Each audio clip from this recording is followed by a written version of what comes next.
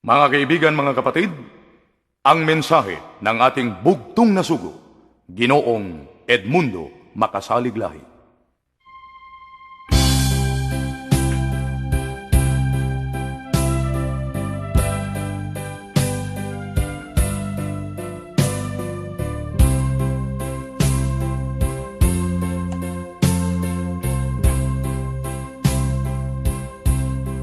Mga kaibigan at mga kapatid, kumusta po kayong lahat? Sa mga susunod na mga sandali, ay ibig kong hiramin ang inyong kaunting panahon upang samahan ako sa pagsariwa sa mga nakaraan o sa mga araw na mga nakalipas na mga taon na halos may katagalang nakabauna sa malaking pagkalimot. Ngunit sa dahilang ang mga araw na nakalipas ay may mahalagang kasaysayan, kaya bumabalik-balik pa rin sa ating alaala at kaisipan. Mga kahapon na nag-iwan ng isang mapait at matamis na bakas ng kasaysayan na sa bawat sandali ay nagpapaalaala sa atin na mayroong nag-iisang pinakamakapangyarihang lalaki na lumikha ng lahat ng mga bagay na nakikita at hindi nakikita. Na nakilala na isang pinakadakilang tagapagligtas, na siya ang bukal ng karunungan na hindi lumilipas, na siya pa rin ang bukal ng kapangyarihang hindi masusukat, ang bukal ng awa na hindi maipaliwanag, na siya pa rin ang bukal ng pagdamay na hindi maaaring mabayaran ng anumang halaga ng kayamanan, ang bukal ng pagmamahal na walang katulad, ang bukal ng pag-ibig na hindi mapapantayan, ang bukal ng liwanag na walang kamatayan,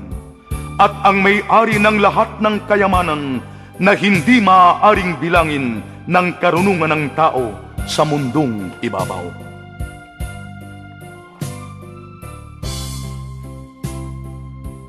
Ang nag-iisang pinakamakapangyarihang lalaki na siya ang nagladlad ng kalangitan at gumawa ng malawak na dagat, na kahit na ang bawat tupi ng mga alon na humahalik sa dalampasigan ay kanyang nabilang. Ginawa niya ang kabundukan upang tingalain at mapag-isipan mo kung gaano kahanga-hanga ang kanyang dakilang karunungan, na anupat sa pamamagitan ng kanyang walang katulad na kapangyarihan ay nalalaman niya ang bawat tibok ng ating puso, at nalalaman din niya kung ano ang ating iniisip sa bawat sandali. Kaya magagawa niya na baguhin ang landas ng ating buhay, kung kaya hindi natin maipagkakaila ang karunungan at kapangyarihan nitong nag-iisang pinakamakapangyarihang lalaki, na kahit na ang araw na kanyang nilikha ay kumuha lamang sa kanya ng liwanag upang magbigay ng sinag sa daigdig na madilim, at nang dahil sa liwanag na yan ay nakita natin ang kagilagilalas na mga gawa ng kanyang makapangyarihang mga kamay. At ang nag-iisang pinakamakapangyarihang lalaki na nabanggit ay siya pa rin ang lumikha ng hangin upang ating malanghap sa layuning tayo ay manatiling buhay sa ilalim ng langit at sa ibabaw ng lupa magpahanggang sa mga sandaling ito. Na siya pa rin ang nag-iisang pinakamakapangyarihang lalaki na nagpabukal ng tubig sa kabundukan at nagpadaloy nito sa buong kapatagan upang ating mainom sa oras ng ating pagkauhaw. Itong nag-iisang pinakamakapangyarihang lalaking ito na aking dinadakila at pinararangalan sa lahat ng panahon ay siya ang walang katulad na tagapaglikha, na puspos ng karunungan at kapangyarihan, na kahit na ang lahat ng mga dahon ng mga punong kahoy at sa lahat ng mga halaman sa balat ng lupa ay kanyang nabilang At kahit na ang napakakapal na buhangin sa dalampasigan ay kanya pa ring nabilang, at ang balahibo ng lahat ng mga ibon, at ang buhok ng tao, na kung may malaglag man, ay alam niya kung saan, kailan, at kung bakit nalaglag. Kaya nilikha niya ang mga bulaklak na may iba't ibang uri at iba't ibang kulay. Sadya niya itong ginawa upang kanyang mailarawan ang kanyang tunay at makulay na pag-ibig na hindi matutularan, at ang kanyang pangako na magpakilanman ay hindi magbabago at hindi mapaparang. Kaya sa pamamagitan ng kanyang salita, nalikha niya ang lahat ng mga pananim na nagbubunga sa lahat ng panahon upang ating makain sa oras ng ating pagkagutom. Kaya naman, hindi natin masusukat sa salita lamang ang ating walang katulad na pagpapasalamat sa kanyang kagandahang loob. Nitong nag-iisang pinakamakapangyarihang lalaki na kahit na ang mga hayop sa kapatagan at ang mga isda sa karagatan at ang mga ibon sa himpapawid, na kahit na ang kanilang pagkain sa pang-araw-araw ay kanyang ibinigay sa pinakamagaang na pamamaraan upang sila ay mabuhay dito sa daigdig sa habang panahon. At itong nag-iisang pinakamakapangyarihang lalaki na aking binabanggit ay walang katulad sa lahat ng panahon, sapagkat kahit na ang mabangis at mapanganib na mga alon sa karagatan ay yumuyukod at lumuluhod sa kanyang kapangyarihan, at itong nag-iisang pinakamakapangyarihang lalaki, nakahanga-hanga at kamangha-mangha na aking tinutukoy ay walang iba kung hindi ang bugtong at buhay na Diyos ng mga Diyos, Panginoon ng mga Panginoon at Hari ng mga Hari, Panginoong Jesucristo na pinakamakapangyarihan sa lahat, noon, ngayon, at magpakailanman, na siya pa rin ang nagpakasakit at nagpakamatay sa kalbaryo ng krus upang mabawi lamang niya tayo mula sa tiyak na kamatayan. Kaya ikaw, tao na nabubuhay sa ibabaw ng mundong ito, pinakamalaking katungkulan mo ang pagsariwa sa kasaysayan sa nakalipas na panahon. Itong kasaysayan na halos nakabauna sa pagkalimot. Ngunit sa dahilang mahalaga ang kahapon sa ating buhay, nananatili itong sariwa sa ating puso at damdamin na ikaw at ako magkapatid lamang sa isang simulain, sapagkat ang dugo na dumadaloy sa iyong mga ugat at ang dugo na dumadaloy sa aking mga ugat ay magkahalintulad, sapagkat meron lamang nag-iisang tagapaglikha na si Jesucristo na naglikha sa ating unang mga magulang na sang-ayon sa kanyang wangis.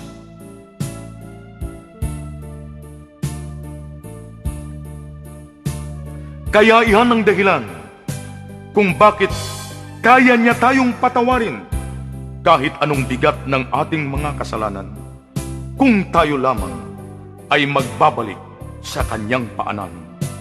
pagkatapos ng mahabang panahon na ating pagkatiwalag. Kaya kung mapansin mo lamang ang ugong ng tubig sa mga ilog na dumadaloy patungo sa karagatan, na ang pinakamalaking lawak ng pagkakaisa na siya ang anyo ng kanyang dakilang pagpapakumbaba, upang minsan pa ay maidugtong niyang muli ang matagal ng panahon ng naputol nating pakikipag-ugnayan sa ating bugtong at buhay na Diyos ng mga Diyos, Panginoong Jesucristo na pinakamakapangyarihan sa lahat, ang pinakadakilang Panginoon na sa atin ay nagmamahal ng buong katapatan. Kaya samantalang ikaw ay nakatingala sa langit sa hating gabi at makikita mo ang ningning ng buwan at mga bituin na siya ang larawan ng kanyang kaluwalhatian na hindi kumukupas, upang minsan pa ay tawagin ka mula sa kadiliman patungo sa kanyang kagilagilalas na liwanag, na sa matagal na panahon ay nakaya niyang hintayin na magbalik ka sa kanyang piling, upang mula sa iyong pagiging makasalanan ay mapatawad kanya, upang kalungin ka sa kanyang makapangyarihang mga kamay sa oras ng mga sakuna at kapahamakan, at upang ipadama sa iyo ang kanyang walang katulad at hindi matutularang pagmamahal. Kaya mga kaibigan at mga kapatid, hindi pa huli ang lahat, upang makilala mo ang nag-iisang pinakamakapangyarihang lalaki, bugtong at buhay na Diyos ng mga Diyos, Hesukristo, na siya ang pinakadakilang tagapagtanggol upang wakasan ang iyong mababangis na kalaban dito sa daigdig ng kadiliman. Si Hesukristo, ang bugtong at buhay na Diyos ng mga Diyos, na may pinakadakilang kapangyarihan upang tunawin, wasakin at durugin ang nagwawakas na kapangyarihan ng dyablo na inaasahan ng mga masasamang tao na nagnanais at nagnanasa na hadlangan at puksain ang mga taong nananalig sa kapangyarihan ng tanging bugtong at buhay na Diyos ng mga Diyos na si Hesukristo. Sapagkat si Hesukristo lamang ang nag-iisang pinakamakapangyarihang lalaki na nagtataglay ng natatanging kapangyarihan upang takpan ang mga mata at yapusin ang mga kamay at mga paa ng mga masasamang tao, upang hindi nila magagawa ang kanilang masasamang nasa laban sa mga taong nananalig at sumasampalataya sa tanging bugtong at buhay na Diyos ng mga Diyos, Panginoong Hesukristo, na pinakamakapangyarihan sa lahat.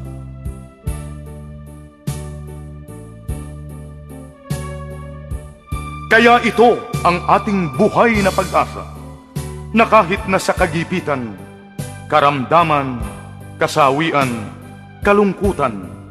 taggutom at kahirapan, ay hindi tayo hihiwalay sa ating pinakamamahal, bugtong at buhay na Diyos ng mga Diyos, Panginoong Jesucristong pinakamakapangyarihan sa lahat, ang Diyos na mga Diyos, ang Diyos ng ating buhay. Kaya mga kaibigan at mga kapatid, sa mga oras na ito, kung ikaw ay nasa isang kritikal at malungkot na kalagayan, na maaaring ikaw sa iyong pagkatao ay nagtitiis ng isang malubhang karamdaman, o kaya ikaw ay inaapi at itinakwil ng iyong magandang kapalaran, o kaya ay biktima ka ng inhustisya na sa akala mo ay wala ka nang maaaring malapitan o wala ka nang maaaring mapagsumbungan at maaaring wala ka nang inaasahang magtatanggol sa iyo. Huwag kang susuko, kapatid ko. Dapat mong malaman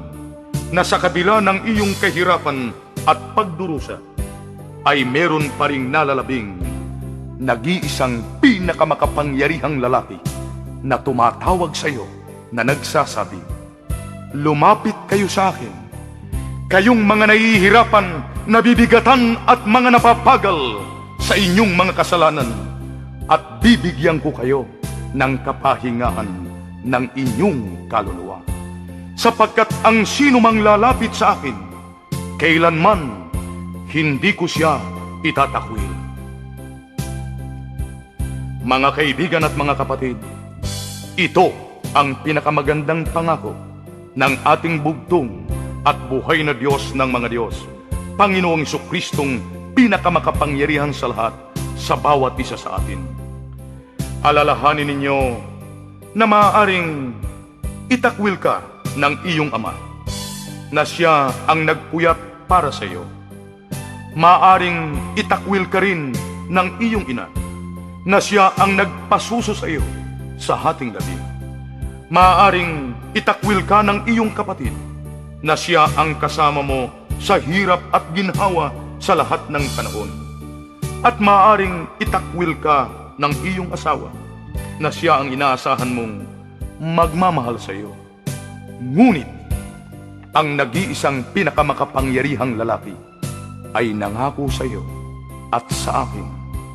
Nalilipas ang langit at ang lupa, ngunit hindi ko maaaring makalimutan na mahal kita at hindi ka mabibigo sa lahat ng pangako ko sa iyo. Magbalik ka lamang, minamahal kong anak,